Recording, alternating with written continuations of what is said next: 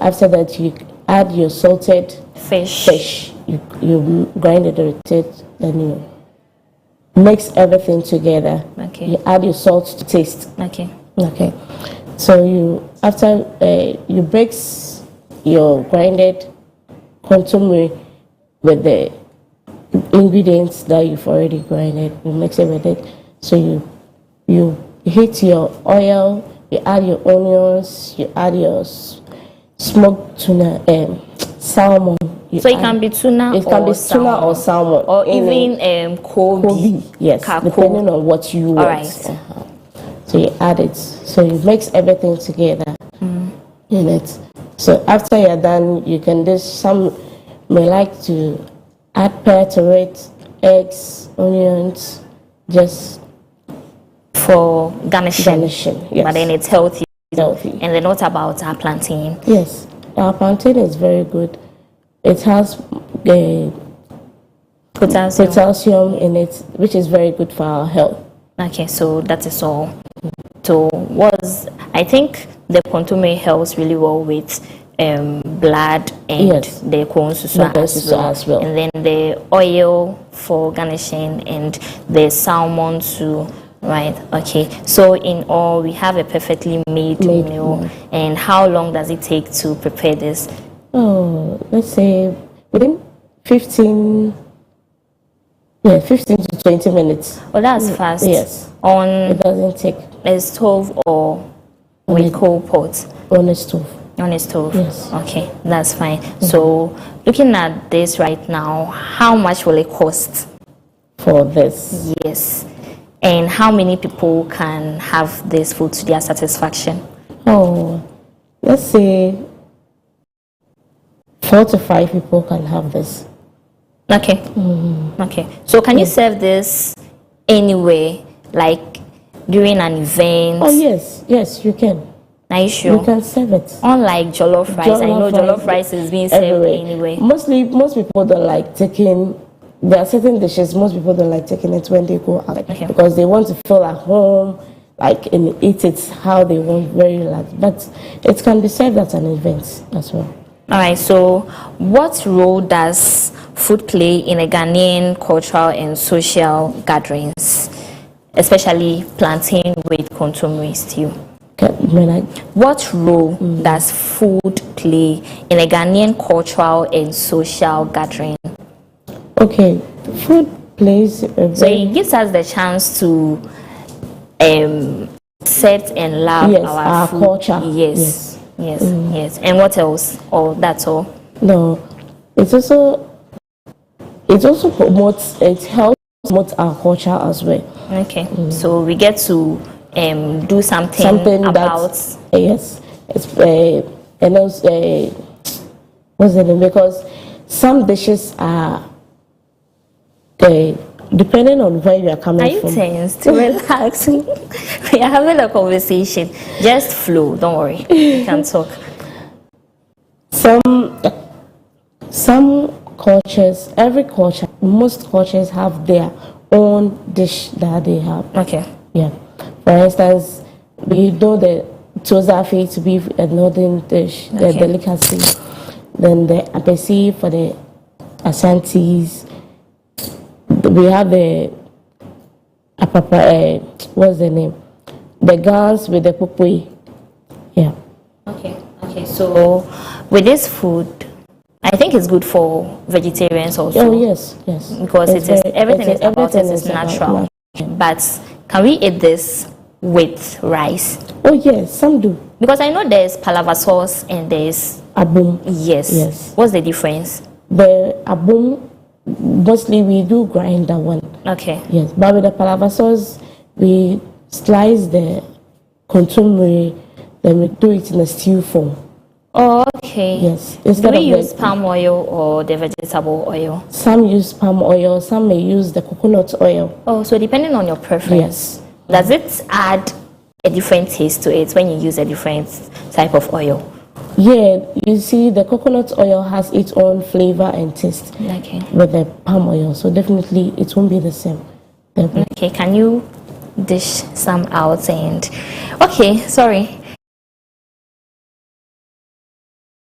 so I can't really eat this right now, but I'm reminding you that this clothing is sponsored by Najuyu Oshiru Woblo Drete, Queen Mother of La Agbawi, and she sponsored us with this beautiful apparel. You can contact her. I'll leave a number.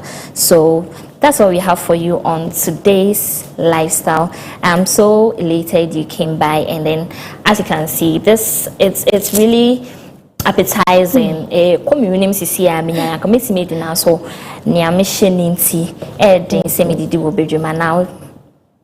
Yes, so I think everything about it looks so, and then it has all the nutrients in it. What does the oil give us? Fat and oil, right? Oil, yeah. Okay, so the salmon also gives us protein. Okay, and then the consomme gives us protein too, and the plantain. We have the carbohydrates. Okay, and our vegetables too, and our pear. Yeah, it gives us calcium and potassium as well.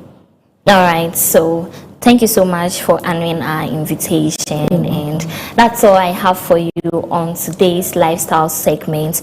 Up next is the birthday segment. Stay tuned. I heard today was your birthday.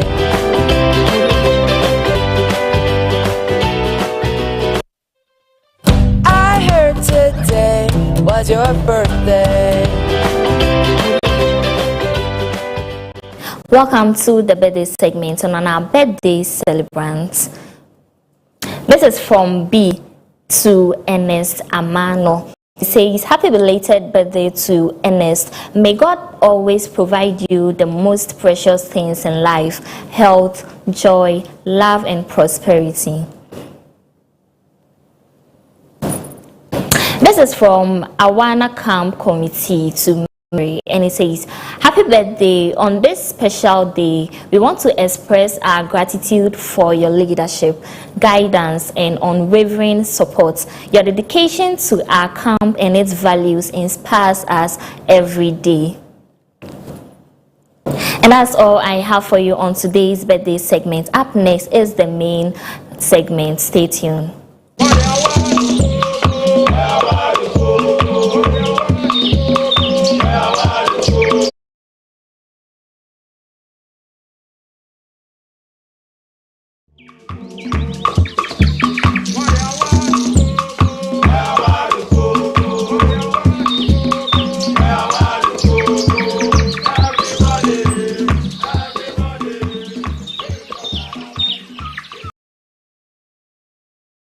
With the clock tag band. We are bringing you a night filled with electrifying tunes, good vibes, and a whole lot of fun. Whether it's singing along, dancing, or just soaking in the atmosphere, we have something for everyone. Expect surprise performances, exclusive behind-the-scenes stories, and a chance to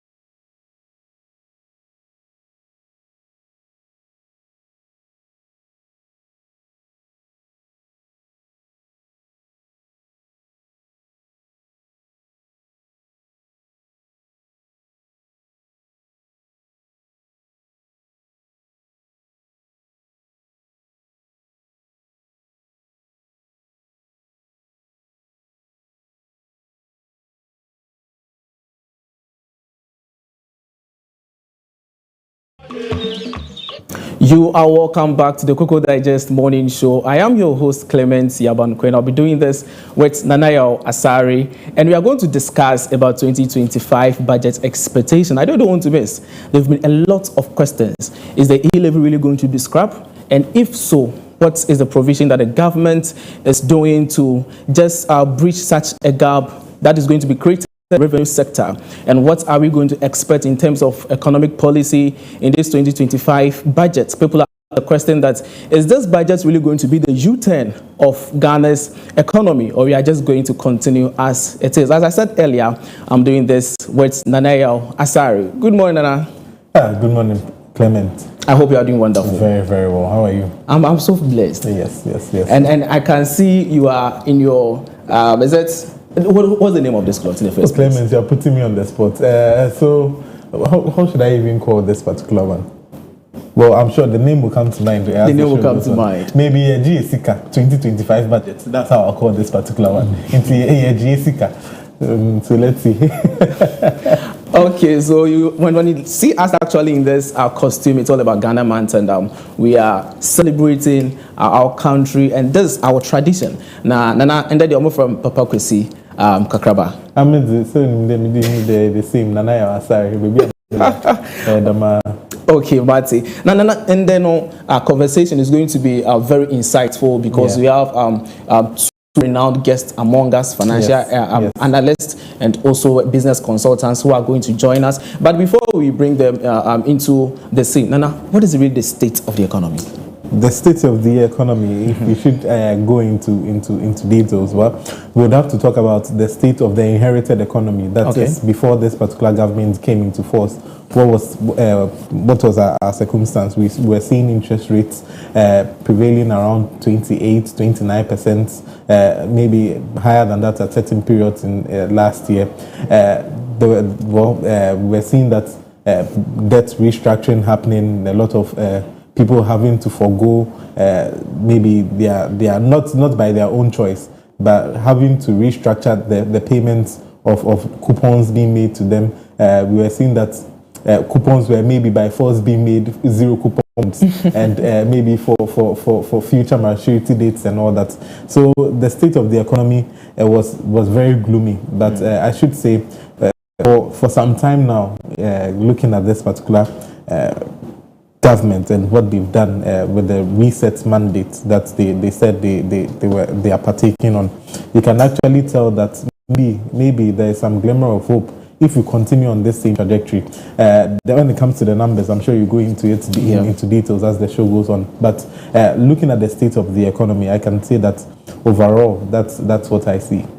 Oh, that's wonderful. And let's jump now, introduce our guest, and we'll go to one interesting part because you happen to be the sportsman on CLOG TV. So we have with us in the studios of CLOG TV, Mr. Stephen Kwashi, a financial analyst and also a business consultant. He's also actually a farmer who is into rabbits. So today we are going to talk a lot into the agriculture sector in terms of the budget.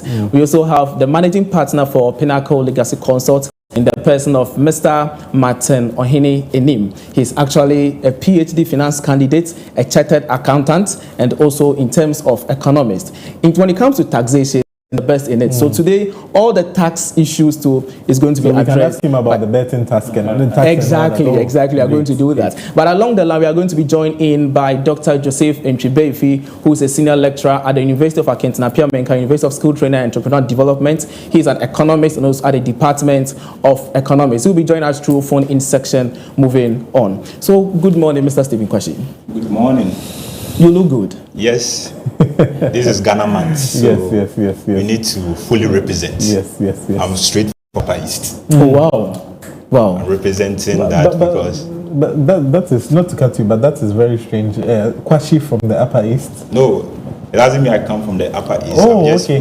representing the Upper East. In this costume. I'm actually from the Volta region. Oh, okay. Specifically, Tabiepe from Go. Yeah. So this Ghana month, and we need to represent. Yes. Yeah. That's nice. Mr. Martin Ohene.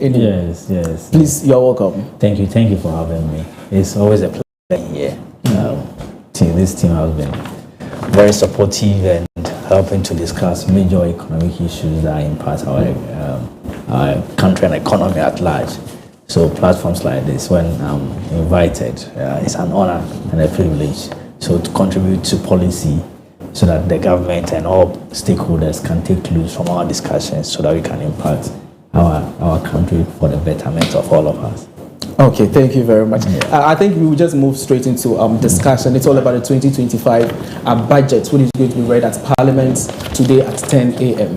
And people are saying that today all eyes are on the finance minister, whether it's going to be a U-turn or we are just going to move in the same pattern. But before that, the producer will be displaying pictures of current state of the economy per sources from Bank and also the finance ministry. So we just have one or two charts on it. So please, producer, let's get the graphics on. Yeah, so that is displayed on the screen. State of the economy, unemployment rates currently, as you can see, big there. The labor force, active labor force is also 13.7 million. Unemployment rate 14.7%, and Ghanaians willing and able to work, and they are not employed. That is 2.06 million currently. Mr. Martin, will you have anything to say in terms of unemployment rate? Yes, obviously, any country where unemployment rate increases, it is meaning that there are idle resources, people who are willing and able to work, to contribute to production and also help to generate income for the economy. It means that those resources that could be productive have been idle, and it's not good for any economy that wants to grow. So it is important that critical investments are made in sectors that can turn out those jobs, so that we can make use of this idle labor, which are productive in nature, to enhance the productivity and the long-term prosperity of the country. So it is not good. We just hear the name unemployment rate, but we don't know the consequence thereof for any economy. Well, it means that you have a machine that is not working. The machine should be productive to produce goods, right? That's the same thing. Labor is an input of production. So if labor is idle and unemployed, it means that we could do more than what we are. That is not the capacity of the economy. The GDP we are churning out now, the numbers are not what they are. We could do more than that if we are able to break these people into the productive sectors. So what government policy makers must do, and the fiscal authorities and the central government must look at what areas that they need to invest to and expand the economy. I think we will go into that because we will link it to the budget and what we think should be in the budget in terms of this unemployment situation. Yeah, so the rate continues to increase. People are willing and able. So government to look at the economy, which the private sector, how to support that, and so that they can economy for this number of people can get jobs. So the economy continues to grow as we all want it to be. Thank you very much. Producer, let's get out of the GDP also on the screen. So actually we are bringing viewers the state of the economy for them so they get to know. So this in terms of debt positioning. Yes, there's a debt. Mr. Pashi, this is the situation we have as a country. Definitely, it doesn't look good. Definitely doesn't look good, and it shows that there's a lot we can do. And one thing that we can all agree is that this country is in economic crisis. The previous government agrees, this current government also agrees that this economy is in crisis. And when we are in crisis, the way we behave must be it. And what we are seeing on our screen is like a total destruction of our economy. And the previous government has made it clear that we are in hardship. Just that the difference is what is the cause of the hardship. The previous government says that this hardship is from external factors. The Russia-Ukraine war, the COVID-19, those are external factors that has led us to economic crisis. This current government is also saying that where we are now is as a result of poor management by the previous government. So for me, the good news is that both governments believe that we are in crisis.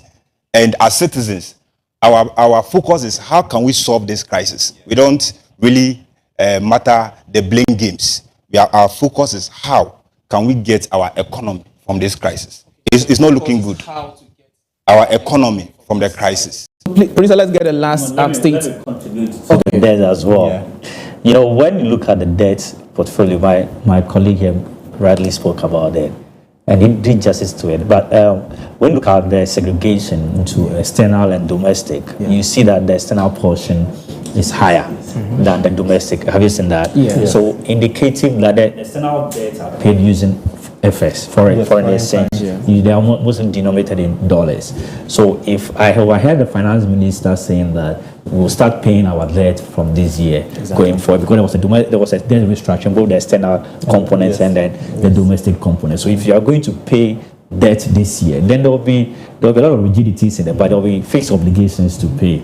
The external component comes with forex. So it means that there will be the expectation, the projection is there will be a little pressure on the on the dollar, so that there will be a little depreciation on our currency if we don't raise the needed foreign exchange to support import and the repayment of debt obligations that are dollar denominated. Are you here with me? I do understand what yes, I mean? yes. Now, also on the domestic portion, that can also help because our locals that over the period have been denied income and their principals to be able to survive. It means that this current year, the government will have to fulfill those obligations and pay them. That is a good news. But the challenge is that if government is going to pay the external portion, then the expectation is that there will be pressure on the dollar. Because government will be needing it to pay its debt. The business community will also be needing it to make import. And we should be looking at how the budget will try to address those issues. I think that question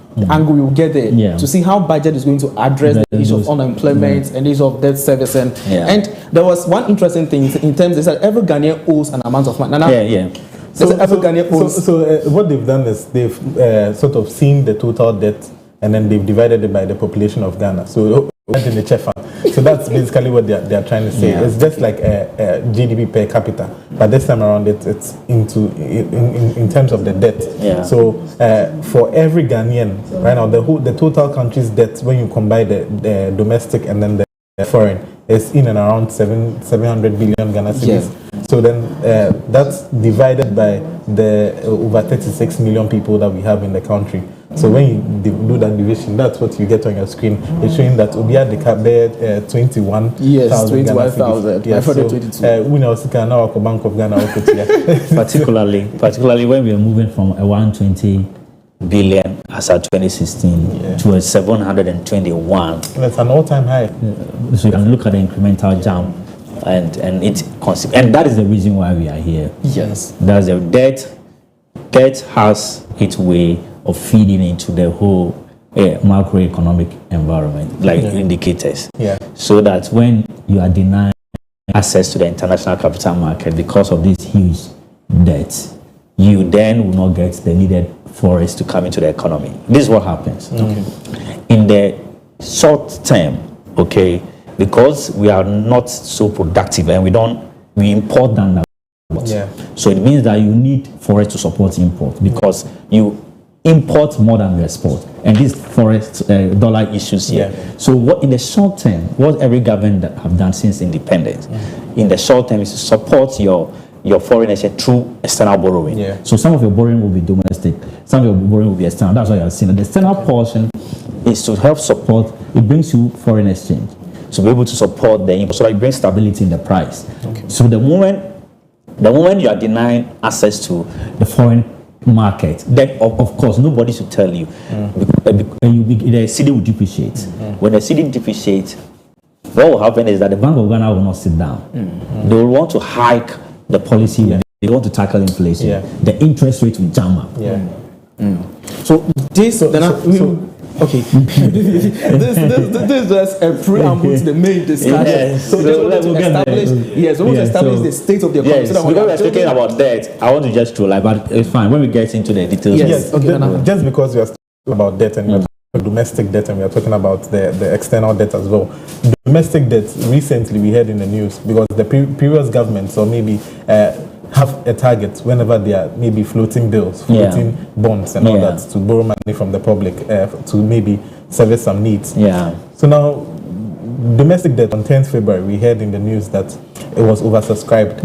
We had over 10 billion received. Meanwhile, they needed just 7.650 billion cedis in terms of the bills that they floated.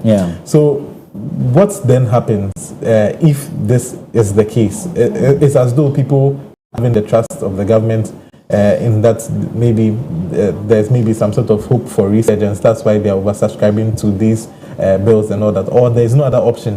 Is it that the economy is in a situation where domestic debt looks to be the way for the government in out of this particular crisis?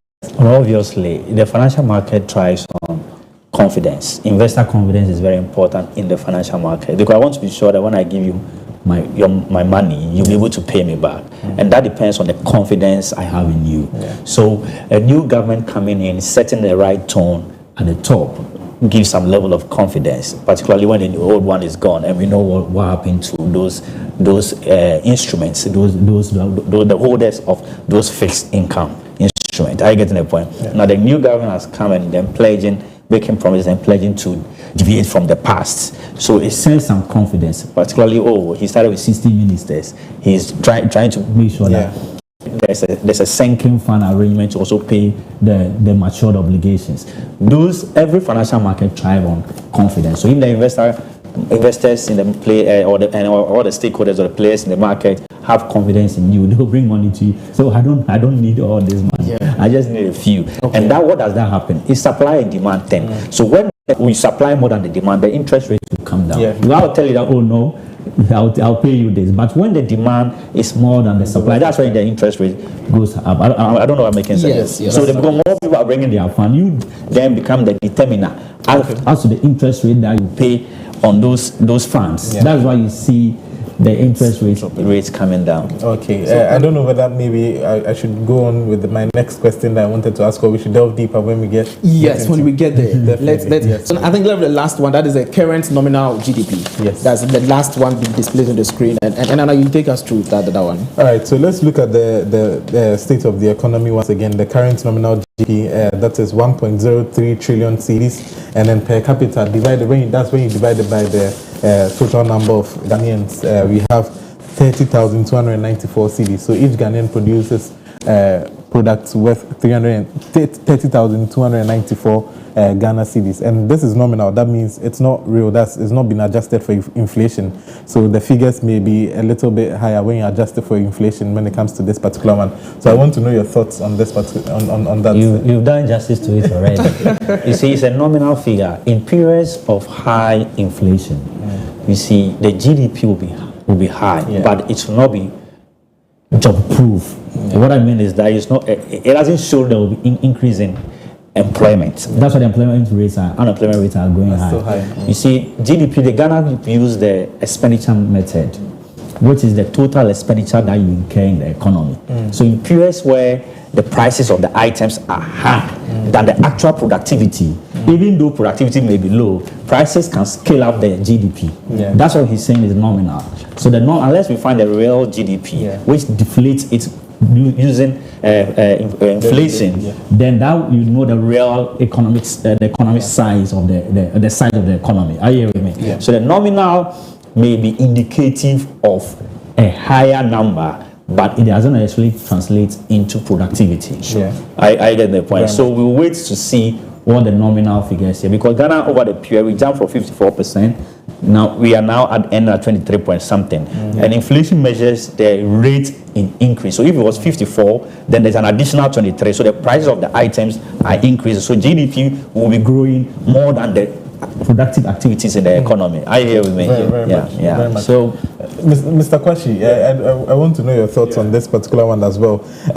Every Ghanaian nominally produces 30,294 goods or products of that worth. Is that particularly, or you side with him as well, saying that it is just nominal, so it's not showing the real worth of the products that are being produced? Truly, when you look at GDP, we've stated the nominal, and yesterday yesterday or 2 days ago, GSS, Statistical Service, they released our GDP growth, and it was 5.7% growth. Already we are hovering around 5.2, 5.7.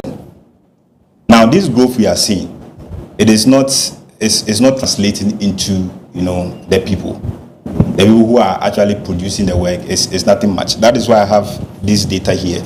You can see that our GDP per capita is increasing. Now I'm talking about real GDP. As at 2023, it was 26.8 real GDP. But if you look at it in terms of dollar, nothing has changed. From the past 3 years, it has been declining. From the past 3 years. So, like he rightly said, when you consider inflation and you consider exchange rate, you realize that we are not going anywhere. So sometimes we speak about this data without quickly bringing in inflation, which will make it look like we are doing well.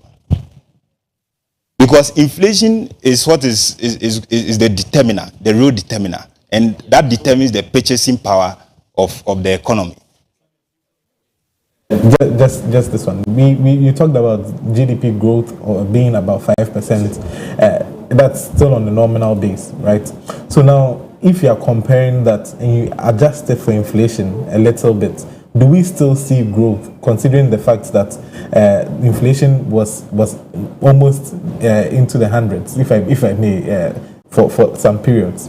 So if you should adjust it for inflation, are we in actual growth? Because I would actually like to appreciate the growth of GDP in its real sense. When you adjust it for inflation, then you'll be able to know the worth of the goods that are being sold. For instance, if I produce cocoa, and then the cocoa without inflation was 10 cedis, and I produced 100 cocoa, that will make it 1,000. And now the following year I produce maybe 90 of the cocoa, but then the worth of the cocoa is, let's say, because of inflation, I have it like say maybe 150 cedis.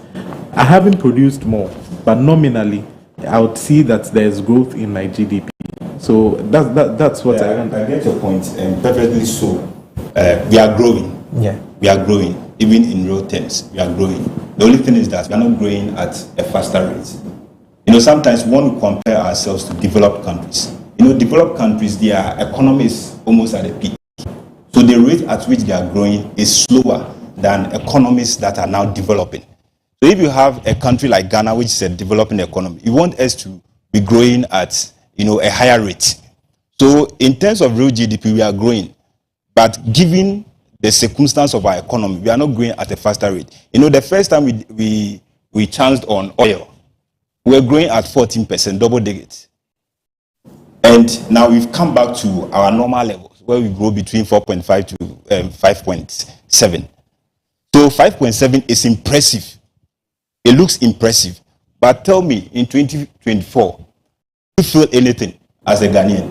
And we are going to go into that, how our economy is structured, and why some of the growths that are happening in certain sectors are not reflecting on the general economy. I believe we'll have more time to go into that. Okay. So thank you very much. Indeed, this is the state of the economy. Yeah. So, Mr. Martin, getting to you. What are your expectations in this budget presentation? It's just going to take place in around 10 a.m. at the Parliament House. What are your expectations? What do you want to see? I am actually, I have a lot of things running through my mind and how the government is able to fix it. Because as an economist and a finance person, I know the conditions of the economy right now and the measures that the government wants to take in terms of waiving of some taxes and also wanting to be prudent in expenditure. So if we are tight, because obviously we have faced obligations like, which we call non-discretionary expenditures, like wages and salaries, and then interest and amortization on our loans. Those over from 2020, for the last years, those figures take to 10% of our total revenue. Now, if the government is going to put some revenue out and then wanting to curtail expenditure, how in an economy that is down, how does fiscal policy drive production? That is one question. That's one thing I want to. My expectation. How they will tackle that? Because where there's recovery, what you want to do is that you want to embark on what we call expansionary fiscal policy, where you drive expenditure into the economy to boost productivity. I get the point. So where they want to, and doing that, you need revenue.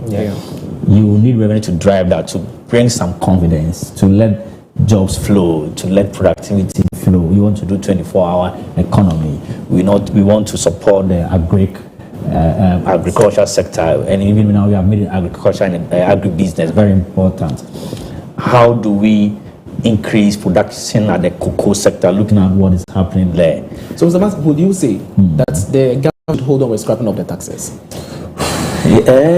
You see, let me tell you, this is what happens. People think that scrapping of taxes meaning government. It's two things. You see, the resources of the country can either be in the private hands or private government can choose to do it. If government tax, he's taking it from you for his use. When he doesn't tax you, he's deciding that the private sector should rather spend that money. So it is a question whether the private sector indeed will spend the money for production in the economy. So taxes is just a movement away of the funds from one economic agent to the other. So so in that case, then most of the GDP will be influenced by government activities. Are you getting the point? Very, very insightful. So what we should be interested in, at this stage, is it a case that the government wants to influence production, or he wants the private sector to thrive? So there should be a balance between that two. And that is why he's looking at waiving those taxes. Are you getting the point? That's why I'm confused. Because I would wish, so that we want to see what they want to do. So if, obviously it is clear that the betting tax, the COVID levy, what's the name again? The E-levy are going out. Yes, that is important. The emission levies, all those levies are going out. So it means that there will be we expect that will bring some reduction in prices of goods and services. Particularly it's an indirect tax. So the incidence of the tax is borne by the consumers. Exactly. So we expect that by waiving off those taxes, one, there will be inflation is definitely will go down, because it is that COVID levy and pollution, sanitation, are all in our petroleum price build up. So if government takes them we expect petroleum price at least to come down a bit. We expect our groceries items that we buy in all our shops, when you go the VAT, those items will not be there again. So it means that some prices of items will go down. So it is a good measure to bring price stability, which is clear. So how then do we having done that, how then will the government finance other productive activities? That is what I want. And they are looking at the rationalized expenditure. If they're able to cut waste, they're able to be prudent in their activities. I think we will come to what is waste. How do they define waste? Because if you are saying wasteful expenditure, of the expenditure are wasteful. But before we get there now, let me get Mr. Kwashi. I think agriculture is backbone. Is what we know for. And over the years, there have been a lot of policies in agriculture, but we don't really see it materializing in our ordinary Ghanaian life. What do you want to see in terms of agri sector in this budget presentation at 10 a.m.? Okay, thank you very much. And this budget, we need to understand the government, where the government is coming from, and what the government seeks to do. Look, if you watch things clearly, you realize that the government is saying that the economy has been destroyed. The economy is if you want to say, is in tatters. So what the government is seeking to do is first to stabilize the economy and begin to expand. So if you watch what the government is doing, if you listen to the president doing his campaign tours, even the inauguration speech, you realize that his central focus is the economy. So this is first year of the government. For me, I don't expect the government to do so much. So people's expectation for, let's say, job expansion, those things should begin to come down. Because the government, in terms of job and other things, it should come down. Because look at the government. It first stabilize the economy. with the interest rate, like my brother rightly said. Now people are giving money to government, but government say, hold on, I don't like it. I don't like it for now. I'll take just a small portion. Like I said, he wants to channel the development to the private sector. He doesn't want to crowd out the financial sector. So if people are giving money, say, please hold on. Now, I'm even thinking of taking some of my T-bills out because the interest, I'm on rollover. And the interests that are coming in, I'm not liking it. So I want to now push it into other alternative investment that will give me a better return. So if we were the government, that's what the government seeks to do. And for me, the expectations are clear in terms of the taxes. Government says that it's going to scrap off certain taxes. I call it the BC tax. The betting, e-levy, COVID-19, and the emission. That's BC. So when it takes that tax off, and in terms of revenue generation, it has little to do. It only wants to just block the loopholes and expand the tax net, which we are going to go there because our economy is more of informal economy. Yeah. You get it? Yes. And also I got a clue. I got something, a hint from the commentaries the finance team have been making over the media. Yeah, it appears there's already a legal framework to enhance the collection of VAT, particularly on residentials.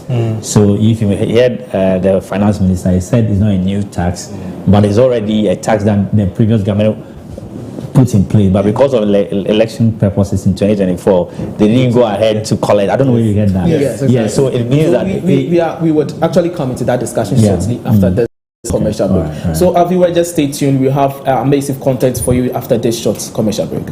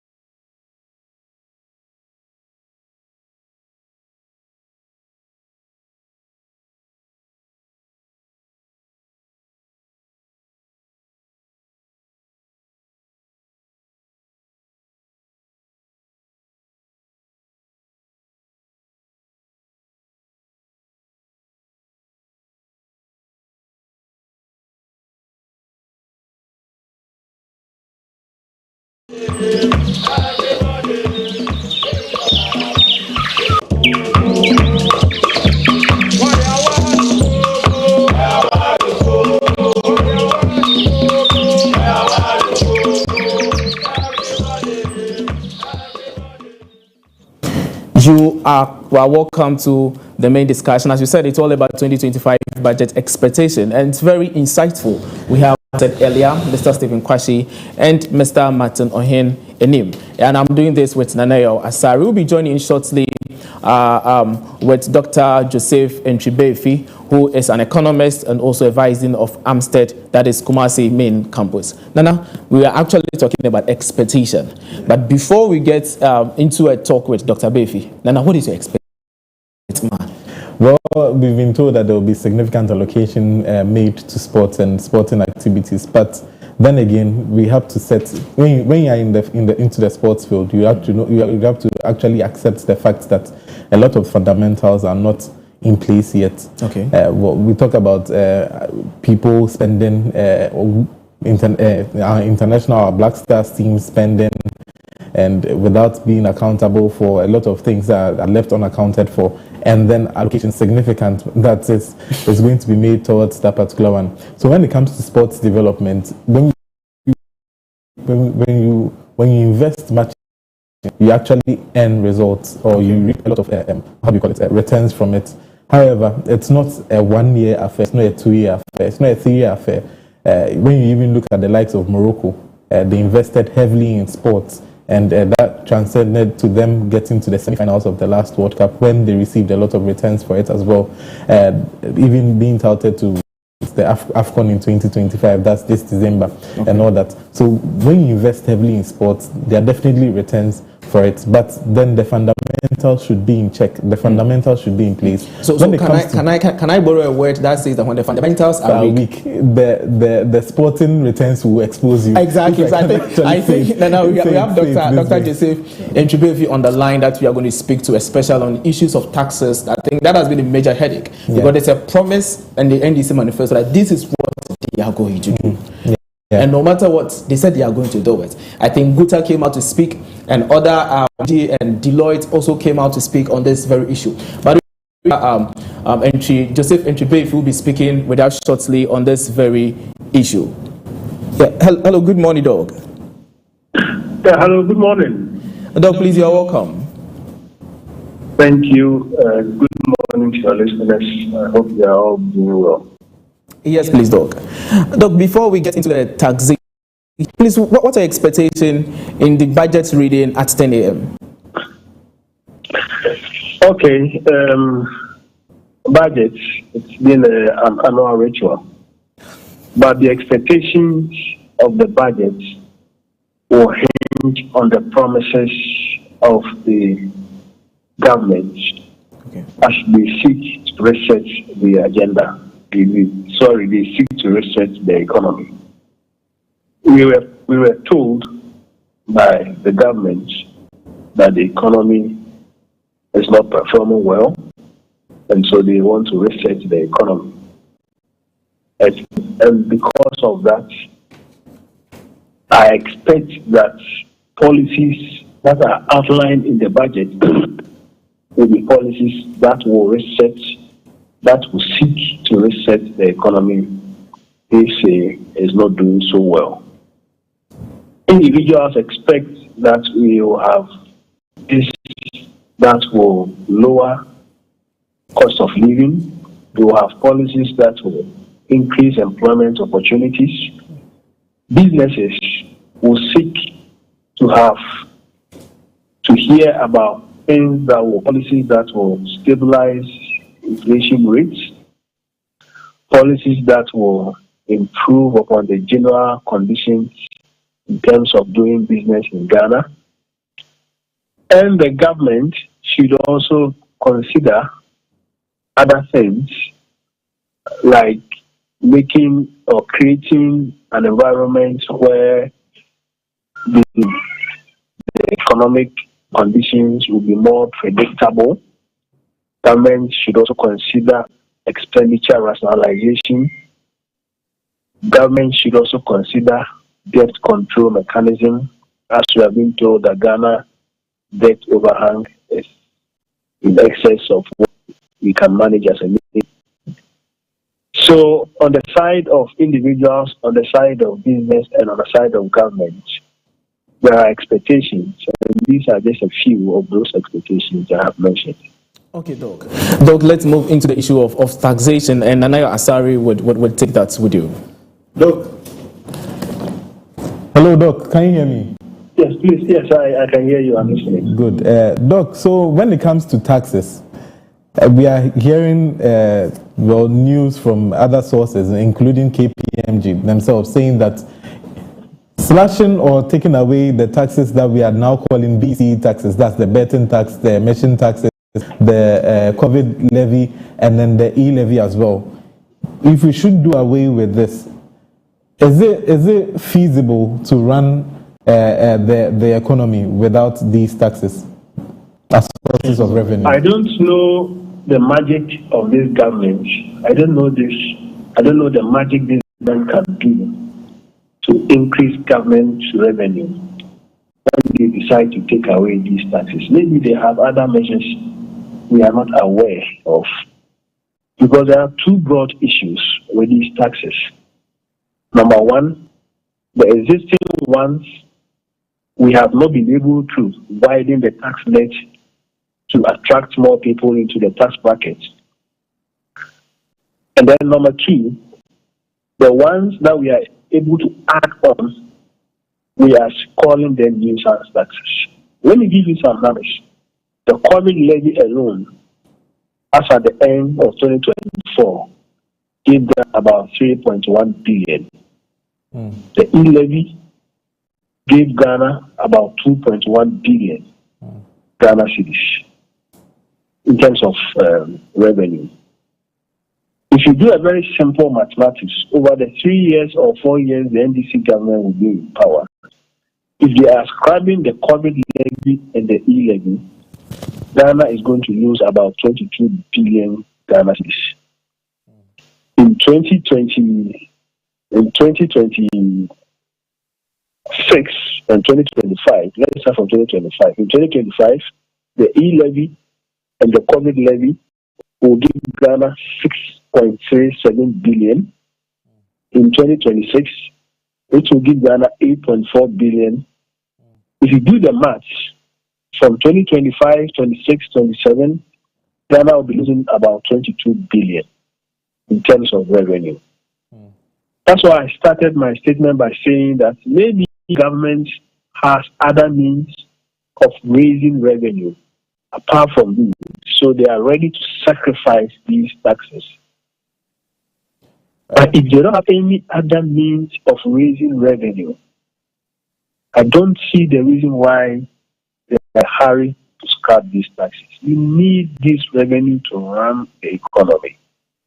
Where are you going to get money to push your 10 billion infrastructure development projects? The one you call the big push. Where are you going to get money to do all these things? And so I don't understand why these taxes are raking in revenue for the government, and because of political promises or political expediency, you quickly want to call these taxes nuisance taxes and scrap it. What is the statistics behind these taxes that presupposes that these taxes are nuisance, are not improving productivity? In Ghana, our tax to GDP ratio, as at 2024, stood at 13.8%. That is below the average, African average, 17%. So we are not even collecting much, even if you compare Ghana with other African countries. So I don't understand the reasoning behind quickly scrubbing these taxes and replacing them with probably new ones that would take us back to where we are. Well, and if it is because of politics and the arrangement and the promises by the government, then I do not think that it makes a lot of sense for them to do that. Well, Doc, one would also argue that the government also loses it a lot. It's been estimated that the government is close to 4 billion Ghana cedis to corruption and corruption-related activities annually. Now, also, it's also been touted that at the presidency alone, if expenditure we could actually earn quite a lot as well, or we could actually save a lot as well when it comes to revenue. So I want to know your thoughts on that. When these taxes are maybe scrapped, as it is looking increasingly likely, what then will be the most likely way that this particular government will look to say that, hey, we have sources here. We are also hearing about taxes on rent and then rental properties and all that. Does it look feasible when it comes to this particular one, that when the betting tax is scrapped, when the COVID and all the other taxes are scrapped, maybe will there be also an introduction of road tolls again, once again, for us? I want to hear your thoughts on that. Yes. Okay, so it looks very feasible, and it it sounds very easy for you to say the government should fight corruption, reduces the leakage that we experience in the area of corruption.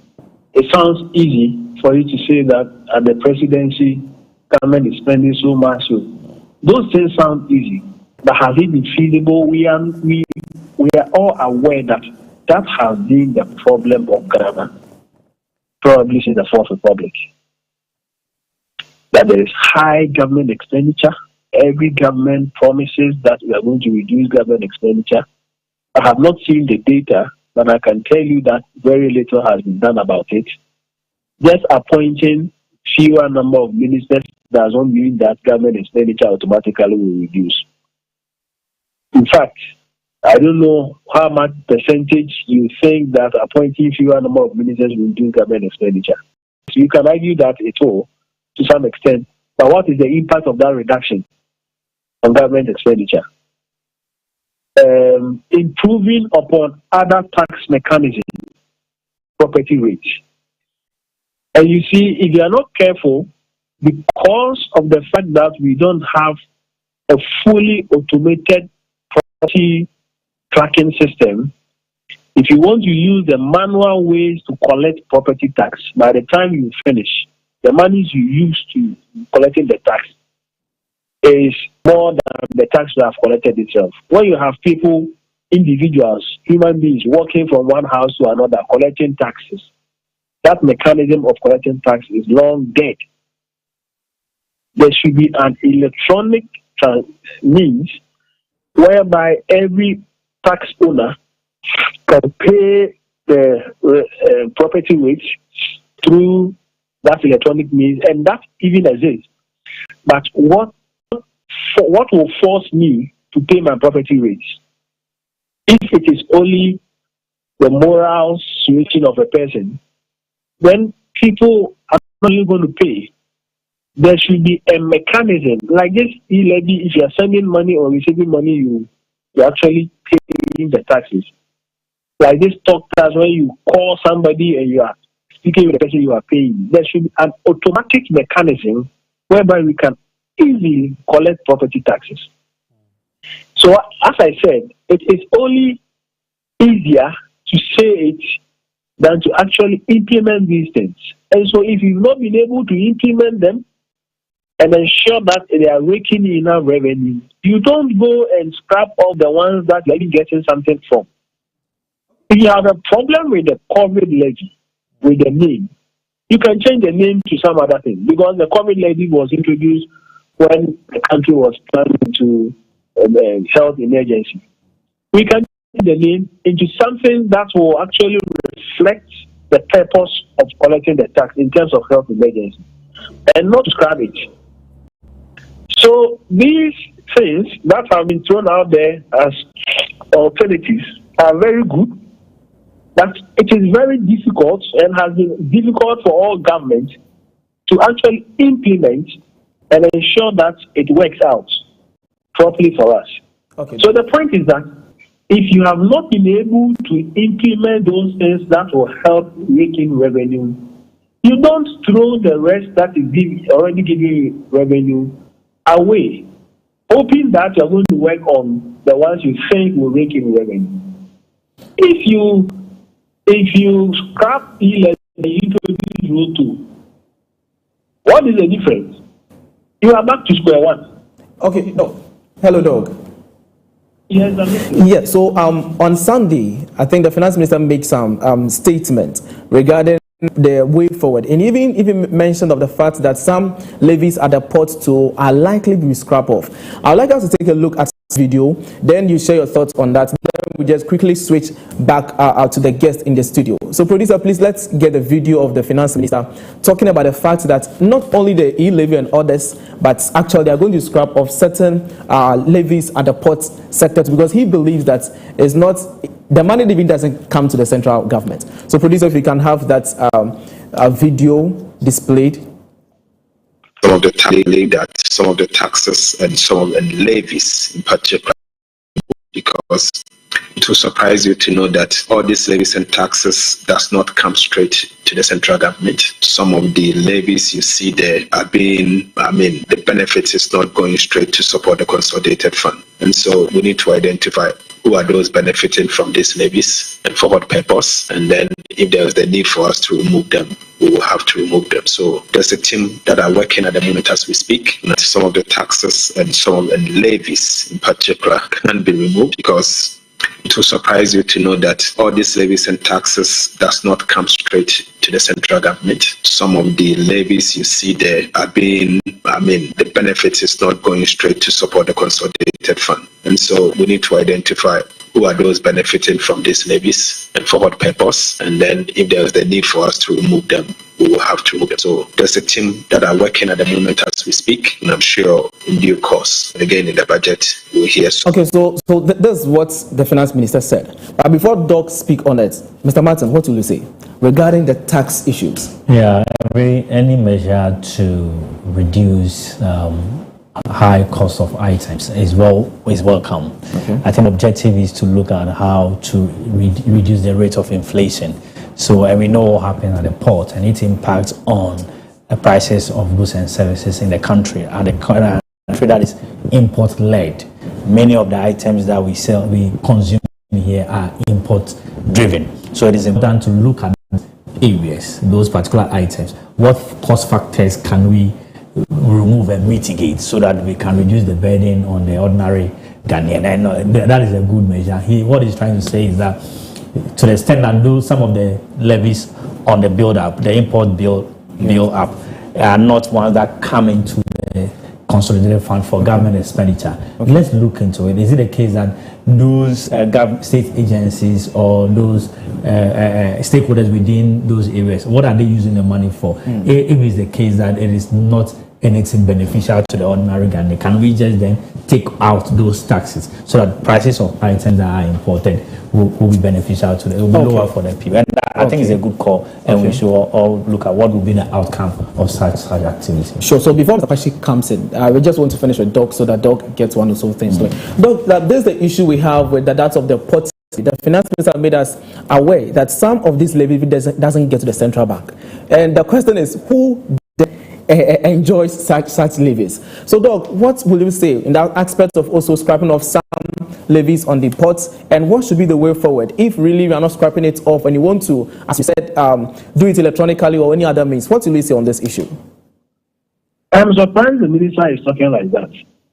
If those taxes do not go to the central bank, but do not go to the consolidated fund, find out where those taxes or amounts of money is going. And we direct them to the consolidated fund instead of scrapping it. Okay. My point is that what is the research behind the statement that these taxes are counterproductive? Has the ministry conducted any research, any evidence? He should show us the evidence. Okay. Once you are in power, this political rhetoric must stop. Give evidence or research to tell me that e-levy, tax, and all those other taxes he's mentioning at the port are counterproductive. Then we will be in a position to actually agree or support whatever you are saying.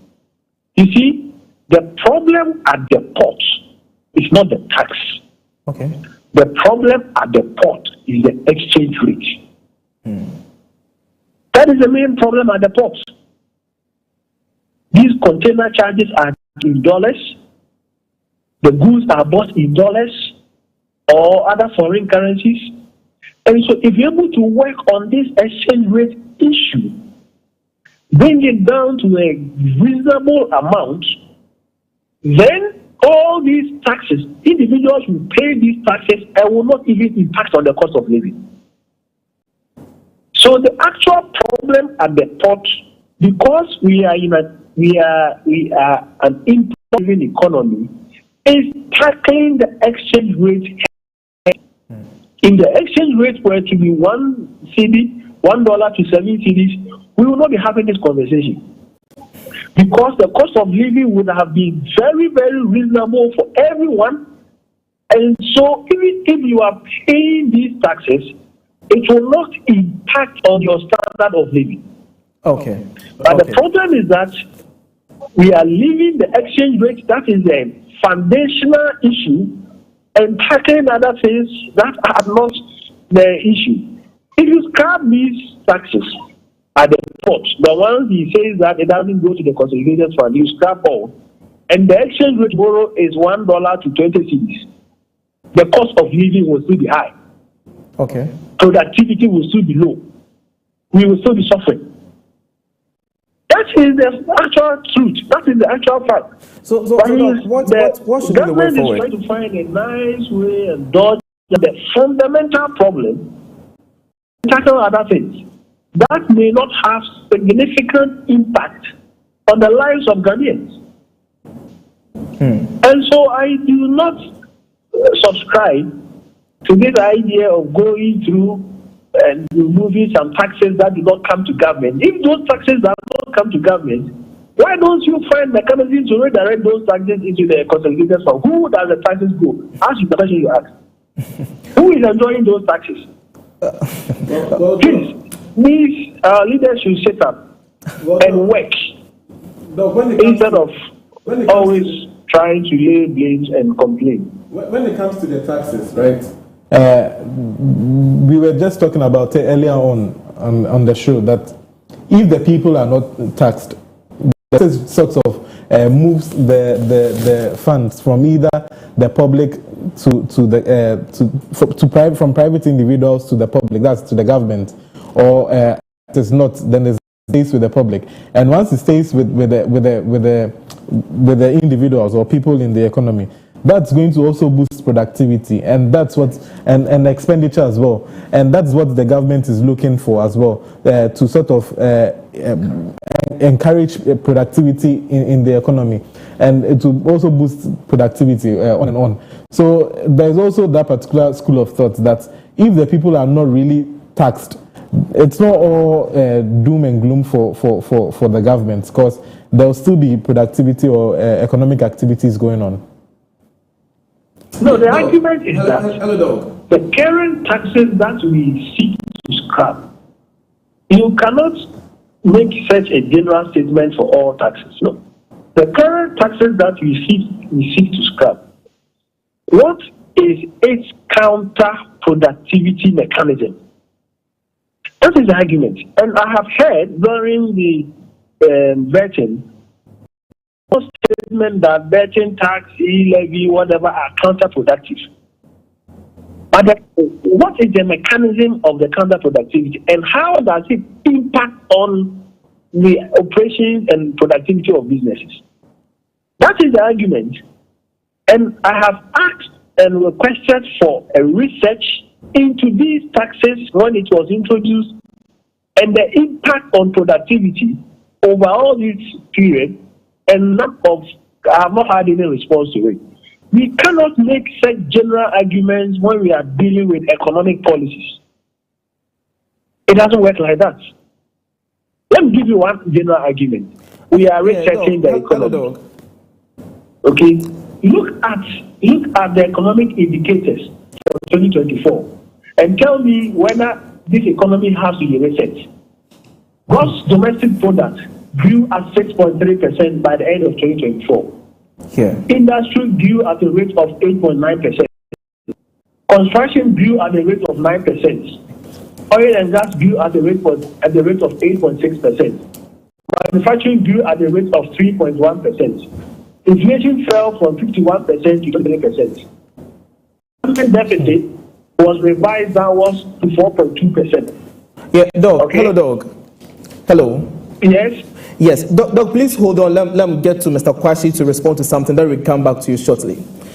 Mr. Kwashi, we have this issue. We were talking earlier about the issue of agriculture, and you made us understand that there should be a significant, and of which the finance minister has made it known, that there's going to be a significant allocation of the budget into agriculture.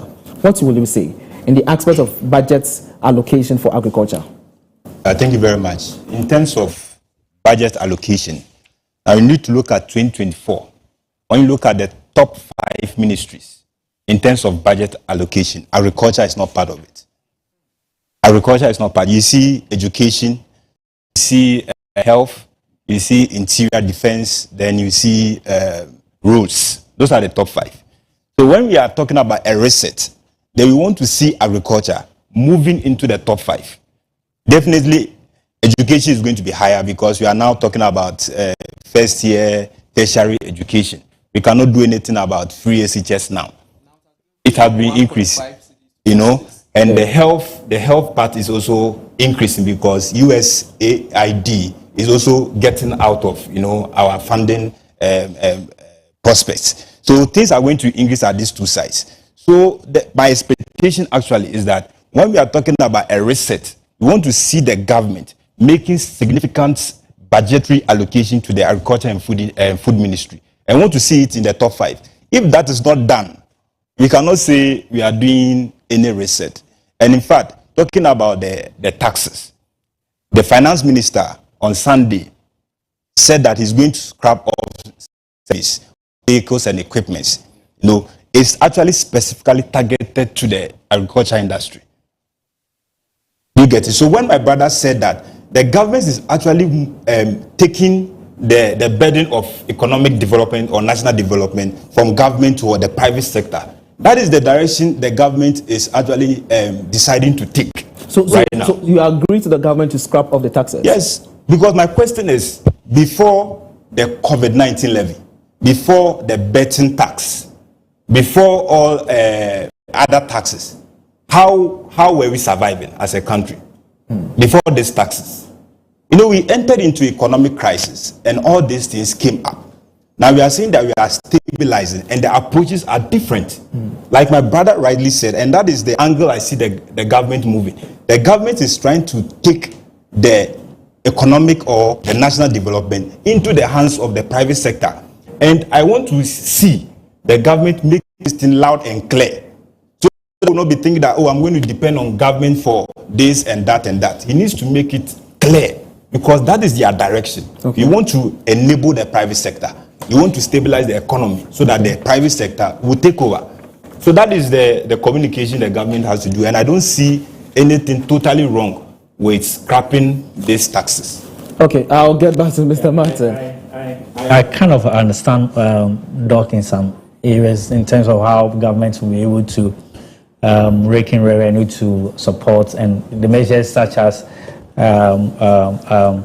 expenditure rationalization and also and backing on new tax measures where you're not, there's no certainty, where currently you know that e-levy and other tax measures are giving you some certainty and predictability. I can agree with that, but you see, is it a case that a lot of things work together? You mentioned that exchange rate dynamics is right. We need to look at that in reducing prices in the country. But the number of levies are also part of the things that you should be looking at as a country to bring respite in the economy. I get it. So we know income levels have not increased. Look, you should just oppose the prices of items in the economy vis-a-vis the income levels of the people. So if income levels have not increased, but levies, introductions of new taxes, new levies are there, then there's burden on the ordinary Ghanaian and businesses. And businesses will translate this increase, they will translate these levies and taxes into their cost of production, and that will feed into products of goods and services that the productive sectors have produced. So we are saying that can they demonstrate a commitment to a cause where they reduce those taxes and they have measures to do so? That's why they are bringing budgets and programs to do so. So we should be hopeful as a country. How do we juxtapose the economy? Even though I agree that 2024 we see this level of recovery coming up, we need to sustain that. How do we sustain that as a people? What we need to do is that give some respite to the private sector. Let them thrive. Let the manufacturing sector thrive. Let all those indirect taxes be taken away from the consumer so that they can spend more. If they spend more, that will trigger that will be a multiplier effect in the economy, and that will help. Once government is looking at how to moderate the exchange rate, looking at the interest rate and all that. So everything must work together for the economy to thrive. I agree with him. but it should be a holistic approach. A holistic approach. We're also looking at reducing levies, which is more of also an expansionary measure, and also looking at how to stabilize other macroeconomic variables that we have in economy. So before we get back to Doc, on the issue of SMEs, I think the private sector, the conversation has been about private sector. And according to the research done by Dr. Samuel, who is a research in SMEs, he said that about 60% of our GDP is from SMEs. And SMEs contribute 80% of the employment that we have in Ghana. That's true. And out of job creation, SMEs have contributed about 90% of job creation. What should we expect in the budget presentation this morning in terms of SMEs? Support, intervention. What do they need? They need a congenial macroeconomic environment. Interest rates should go down. The stability in our exchange rate. We should see government reducing the taxes, and because all the items they buy, where we have a lot of levies on them, they become an input in their production. So if that becomes so expensive for them, then they cannot expand their capacity and produce enough. So how can government give some respite in those areas? In terms of regulation, how is government, their regulatory framework, engendering competition and allowing innovation and production in the economy? That is what is the legal framework. Do you understand? The economy law is not about money. Some soft things that also help things to gel. Regulations in the industry. How is government looking in the regulation framework and making it very adaptive to recent trend and allowing the players in those sectors to be able to grow and compete well and be innovative? Are you getting the point? So private sector wants how is it tackling inflation? What happens to the interest rate if I go to bank? Working capital issues, I want some support from bank. What is the interest? How easy the ease to access capital is another thing that the private sector is looking at. All these things are very important. The levies must go down, the exchange rate must be controlled, the inflation must be controlled, and all these things come together for the private sector to have a congenial environment to be able to thrive. Okay, I want us to conclude with Doc, then we come back to Steve. Hello, Doc. Yes, you see, we have traveled this path of removing taxes to stimulate economic growth. We have traveled this path over and over again. I don't know why government don't learn. Let me give you a very typical example. The NPP government abolished 17.5% tax on financial institutions. They abolished 17.5% tax on imported medicine. They abolished 17.5% tax on domestic airline and real estate. They tax on mutual fund and unit trust. They abolished all these taxes only for them to introduce e-levy. You see, there's one thing that is even very, very funny here.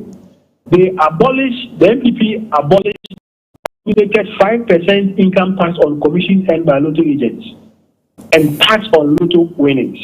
They abolished it. At the point, they introduced betting taxes. These taxes will be abolished. In the next year or two, another tax will come. So the problem is not abolishing tax. They abolish all these taxes. What is the science and data behind improving the Ghanaian economy when all these taxes were abolished? Didn't the Ghanaian economy didn't even suffer worse things that we are seeing now? So removing these taxes is not the option. Removing these taxes is not the option.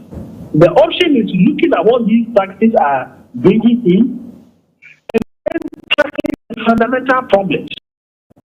I've followed this path with the NPP government before, where they came and abolished so many taxes on these to reintroduce new taxes. And I'm telling you, mark my way, this government confused because of many things. You remember that there's a lot of things running through my. Yes, I can agree. I think I understand the fear of the Doc, which is the case that you see the e-levy, the COVID levy came in at a point where the government ran without these taxes from 2019 when COVID struck, and because of our fiscal and debt vulnerability, that we needed to bring in these tax handles to be able to address the issues. They were not there at the inception of the earlier first term of the NPP GDP government. They were brought in to address economic challenges as a result of our fiscal mismanagement, to say that. So the new government have come in. I think there was a debt restructuring that gave some space. The government is looking at one. The people have struggled over this period. COVID has had devastated jobs. COVID has destroyed income of people. COVID and this thing in the period where they are already having the devastating effects of economic harsh difficulties of COVID and how it triggered inflation and currency depreciation in this economy. This impacted prices of the economy. Jobs were becoming difficult. Companies even exited this economy. Are you getting the point? Increasing the rate of unemployment have been seen by the service. In this income levels have not increased. An economy where there is despair, an economy where productivity is low. By government taking away some tax handles, what government is seeking to do is that the GDP should be more influenced more by the consumer and the private sector. Okay. Do you understand? Yeah. And that productivity, because taxes just take money, the income from the private sector and the individual, moving away from them to the government activities. So is it a different approach that the government wants to rather give the consumer and the private sector to rather spend in the economy so that they can be productive enough? Rather than them fast rather moving to government and then they embarking on activity. So that's how we should understand what tax policies are. Okay. Sometimes government want to influence the GDP by themselves based on the plans they want to do. Sometimes different government will have a different approach. And no, I don't want to influence the GDP more, but I want the private sector and the consumers, their spending patterns rather will trigger and also be a multiplier effect in the economy. Okay. And that is what I am seeing. So that is the approach, and I think we should it from that angle. I get the point. Is with this particular government does not want to influence GDP via fiscal.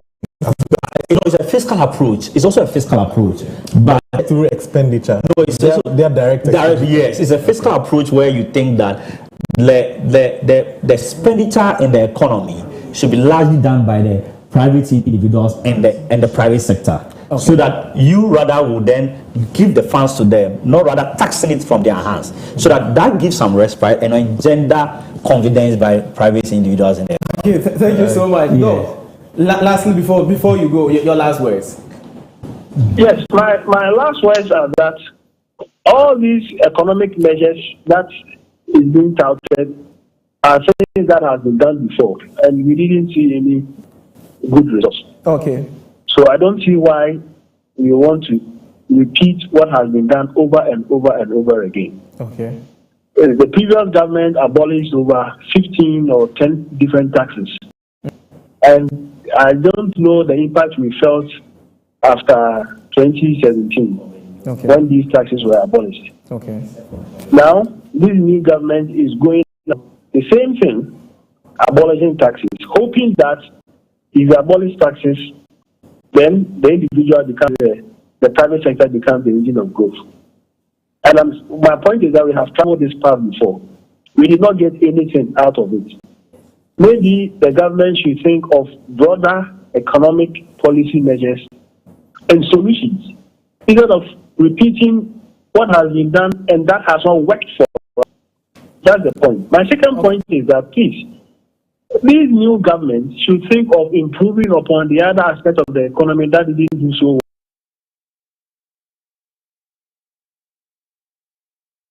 If every government comes to lay the foundation, President Akufo-Addo came, he said, I'm laying the foundation.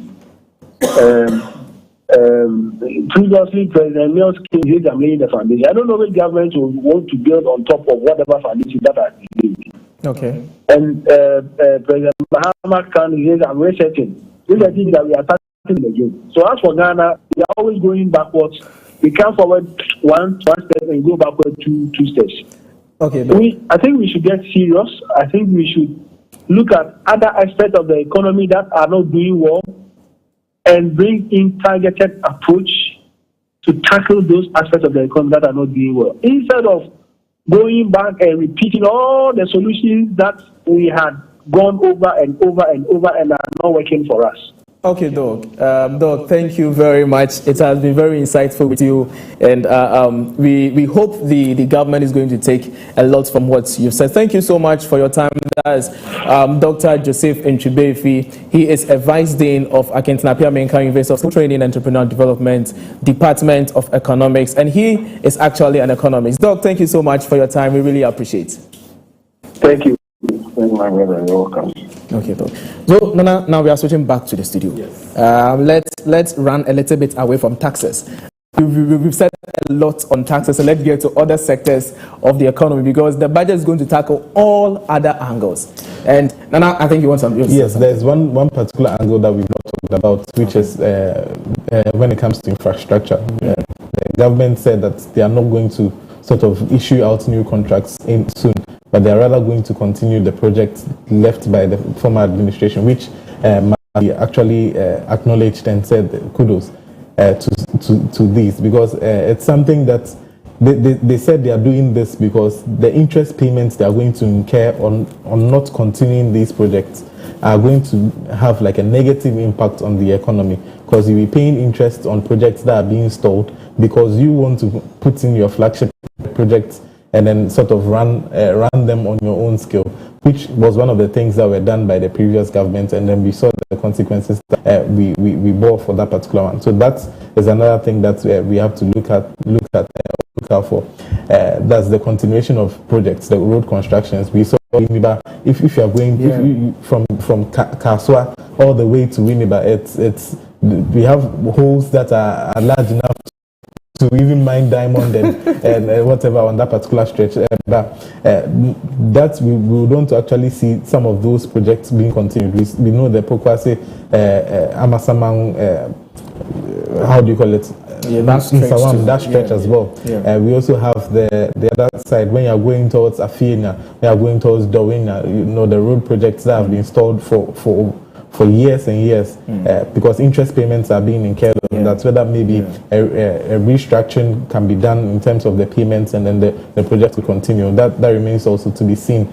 So these are some of the things that we're going to. But before to other things, I also want to talk about the Women's Bank.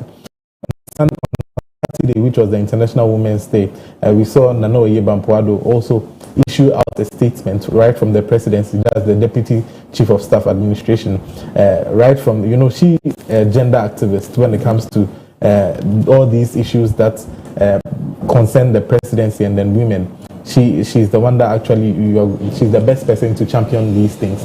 And now we saw her in a beautiful statement come out to say that on Tuesday, we are going to see how the Women's Bank is going to be included in this particular budget. And she made mention of the fact that the Women's Bank is actually part and parcel of the NDC manifesto, it's part and parcel of their plans.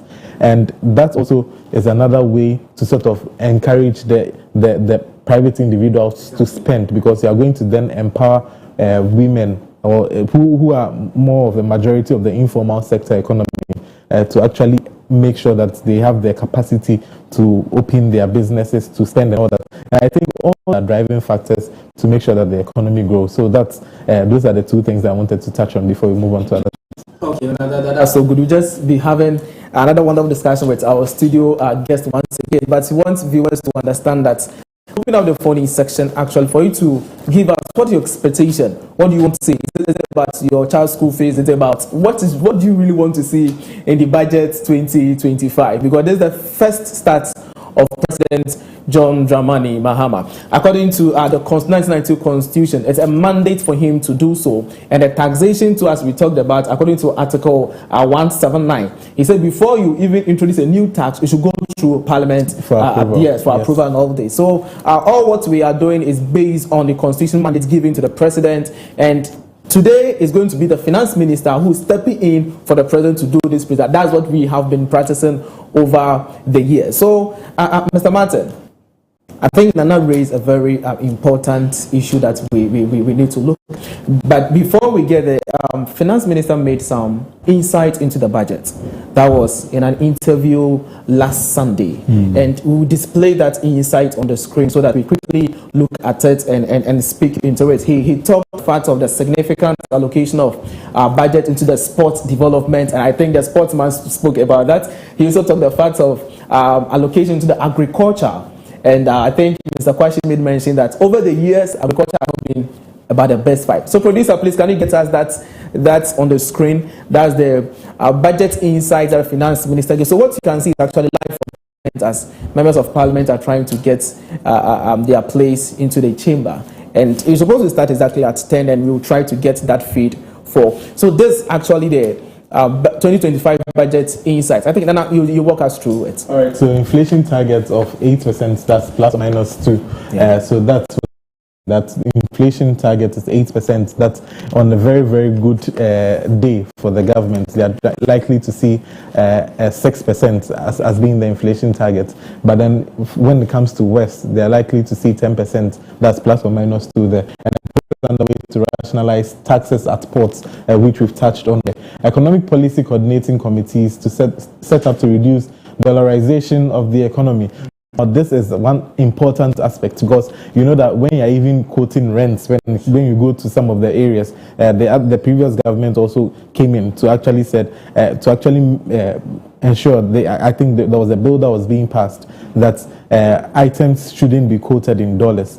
But we saw the state of the economy, because that drives the demand for the dollar up. And then once that's done, when everything is quoted in dollars, it makes your currency worthy to hold when it comes to business transactions.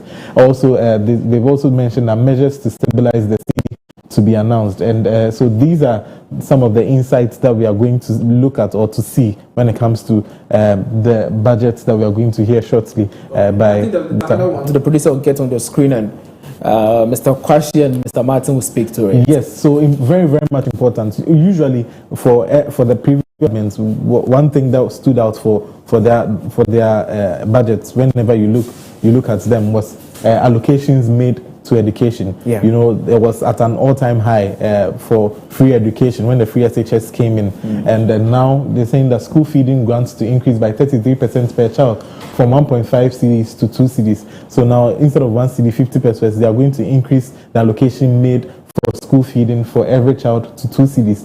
So this is something that we thought maybe when it comes to education, the free SHS, the school feeding and all that, usually these things were championed by the MPP from Kufuor's time when the school feeding project was introduced. But now it looks as though the NDC wants to actually continue in this particular line.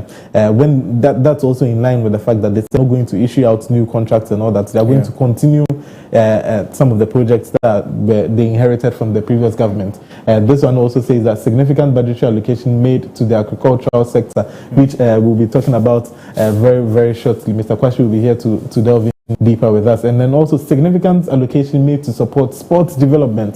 So we've talked about this. Exactly. Sports actually needs a lot of nurturing, a lot of development, a lot of inputs, a lot of money to put into it, but then we shouldn't be expecting returns anytime soon, considering the fact that when you look at where our boxing is, so from time back, it wasn't the same as it is now. We had boxers that we could actually put on the international scale, and then they could match up with the best of the best. We had world beaters. We had when we go for Olympic gold and all that, we saw the kind of impact or the inputs that we were having, and most of them were in and around the shores of Accra, Jamestown, and all that. We have a lot of coaches that are doing very good work. When it comes to the infrastructure for those particular things, we are even turning our attention from that to other sporting activities, lesser known sporting activities like weightlifting, because then we won our gold at our first gold.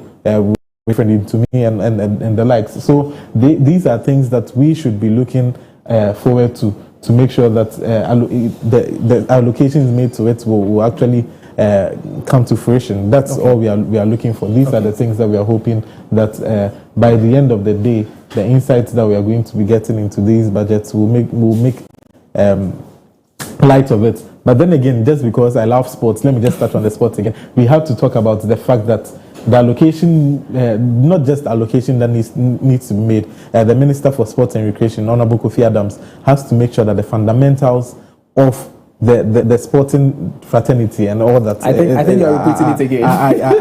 Are in check and in place. I'm repeating it for emphasis because you can make a lot of allocation to it, but if the fundamentals are weak, then so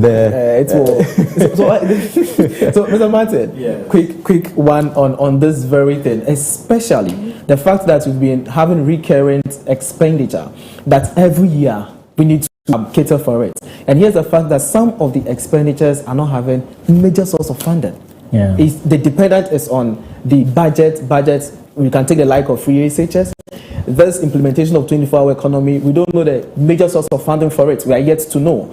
In this aspect of recurring expenditure and also the aspects of not having source of funding for some major things that we are running the economy, what do you think the finance minister today should tackle first in the budgets? Yes, of course. If you you have programs and you have limited revenues too, then you look at what you have to prioritize and look at the areas that in the short term you want to finance to enhance productivity. When you look at the reports by the learned professor for Ghana Statistical Service, he mentioned that in 10 months out of the 12 months, the inflation that we have was dominated by food inflation. Exactly. So if it's the case, then what are you doing as a government? I think 23 to 28. But so how come your inflation be triggered more by food? It means that go and do agriculture. Adding to hear that in the top 5 priorities in terms of allocations, budgetary allocations, agriculture is number 5. So what is then was it more of a slogan than a committed cause to do planting for whatever? Is it just a slogan or? So talking about agriculture, right? Not even taking our minds away from planting for food and jobs and all that. Now, Ghanaians love a lot of meat. So you know what we call yemwadie.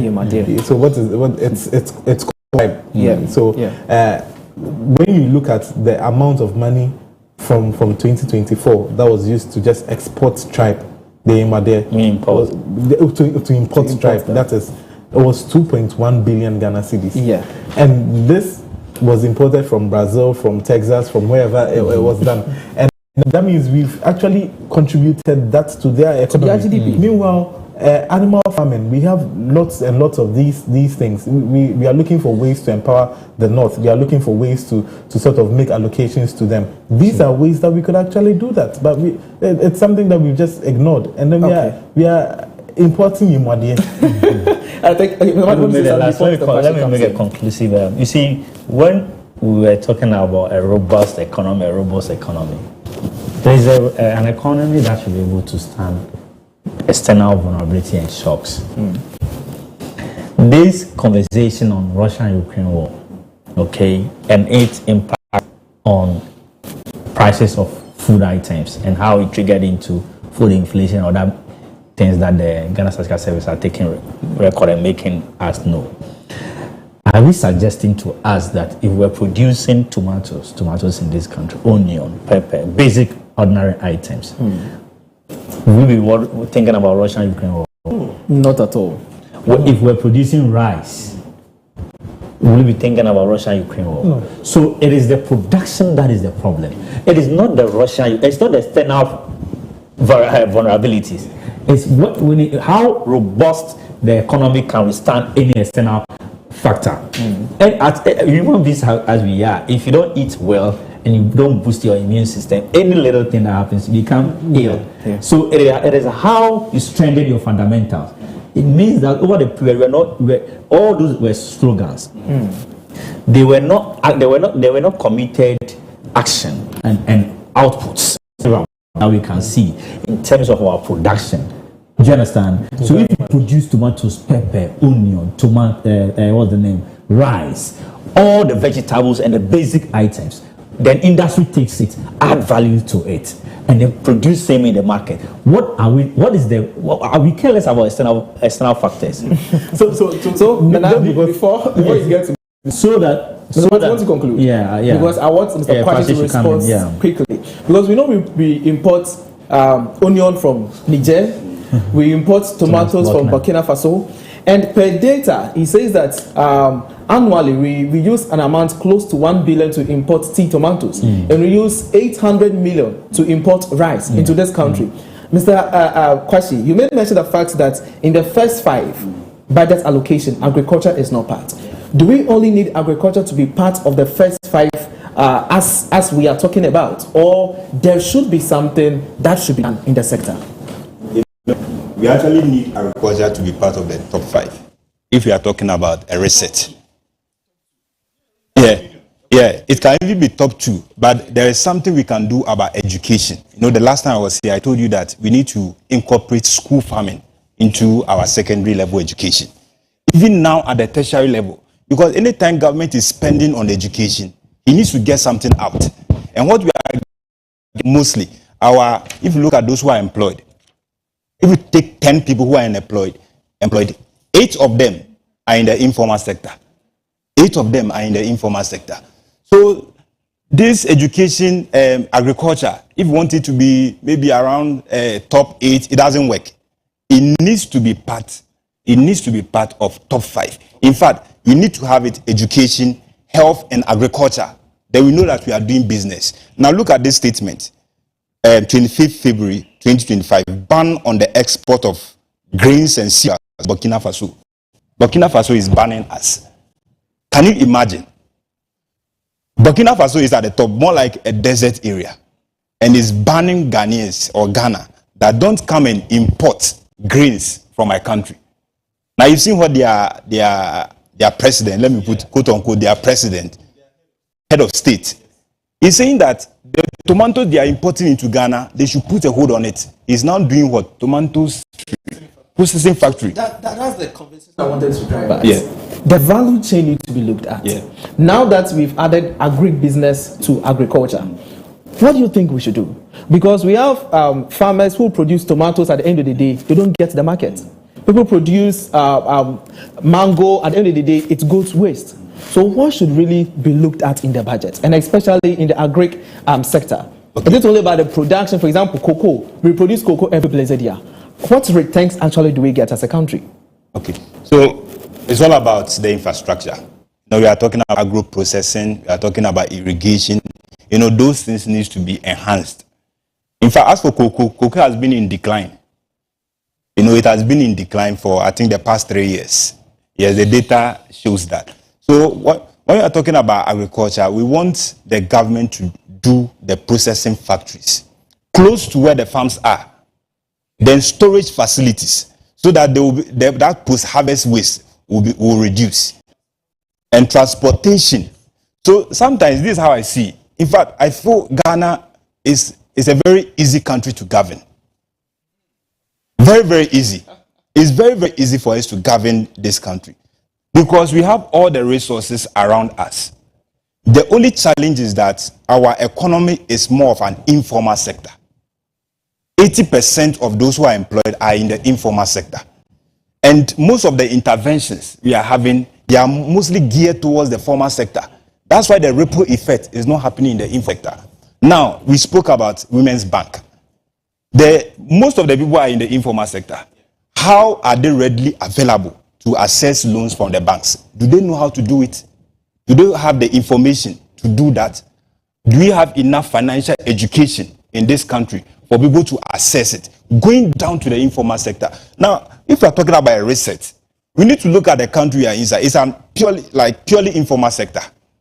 That's the reason why we cannot even expand our it. It's purely informal sector. And if it's informal, it actually saddens my heart. When during campaigns, you see the politicians, they don't go to the formal sector, because formal sector, they don't have any numbers. They have few. They go to the informal sector to do the campaign. But when it's time for policy interventions, budgetary action, then most of them is pushed to the formal sector. That is why we are struggling. Mm-hmm. We are struggling because we are not paying attention to the informal sector. And now you may care to know that when it comes to unemployment, agriculture is like our chief, because most people are there. Now, in terms of education, those who are highly educated, that's where you find the highest unemployment, because the informal sector is not attractive to them. When you go to secondary school, in fact, those who have secondary education, they have the highest unemployment rate. Those without any education have the lowest unemployment rate. An interesting statistic there. Because, the informal sector is unattractive to the people in the formal sectors. So, my people view, who have acquired some level of formal education have the highest of unemployment rate. Those who have no education have the lowest of unemployment, because they are able to. If I cannot understand, is it our education? Is it a way that it is driving us away from entrepreneurship? We are not able to take risk. That is why you now have a lot of the youth, they are in political appointments, and they fear business disappointment. For me, I've been in business for a long time. I've been self-employed for a long time, and I know that is the direction this government have to take. Else, we are not going to go anywhere. Let's bring agriculture back into the top 3. It needs to reflect. When the minister is significant, it needs to come towards the top 3.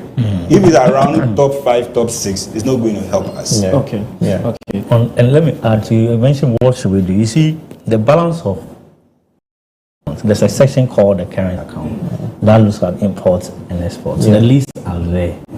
The list of items that we import are there, and how much we spend on each of them. So it becomes easier to form policy. So which of them is dry foreign exchange? What do you have comparative advantage to produce some of them? Because it's not every country with the endowment that they have and what they are able to produce. So you look at that, and what do you have comparative advantage over to be able to produce at a lower cost than importing same? So you identify the item and then you support it with fiscal measures and produce. That is all. It's very easy. And then the mechanisms, those things are economics 101. The things we are saying, machinery, irrigation, these are things that enhance production. But the critical point 1 is how to identify which item and the one that we have comparative. When you're walking across, I'm going to Kumasi, Cape Coast, arable lands, big, huge arable lands there. Without any commitment on the cost of government for all across ages, how do we produce this maize? I was into poultry at the time, and it became crucial that we didn't have maize as a country. We have to import maize to support poultry, and that's why a lot of poultry farmers or industry went down. How can a country as Ghana be saying that we don't have maize? What is it? So about the Russia-Ukraine war, I did a little bit of research, and then I saw that in that particular region, what we export mostly from that particular region is maize and wheat. Yeah. And now when you look at the middle to upper belt of the country, in the whole of West Africa, the soil type has the propensity to actually sort of maybe, when we take it serious, has the propensity to maybe feed almost half of West Africa when it comes to maize and then wheat. But what are we doing about this? We'll still go on and then come and blame Russia. Exactly. So the policy priorities are very bad. That is all our problem. Our problem is that we know what to do. All these things we are saying, I'm telling you, the people in government and positions, they know what to do. It is the commitment to do. It's the commitment, the love for the country, the determination to change your course, greed, take away greed, and make sure that we manage the resources for the benefits of all. If that is solved, many of the things that we are saying. So I think we'll be coming to the aspects of expenditure rationalization just after this short break. So viewers, stay tuned. We are going for a commercial break. We have more for you. Don't go anywhere. We'll be right back.